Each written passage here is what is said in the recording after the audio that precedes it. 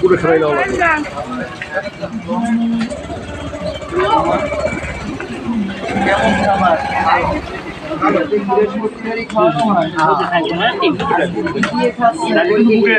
মুখে ডাল তো সমস্যা নেই, মুখে ডাল বল না।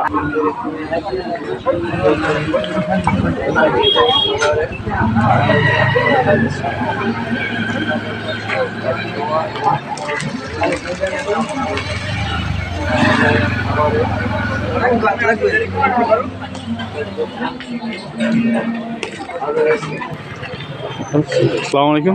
আসসালাম।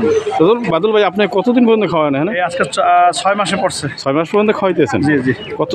কোন ধরনের মানুষের খাওয়াইতেছেন? একদম একদম অসহায় গরিব মানুষ ভিক্ষা করে যারা।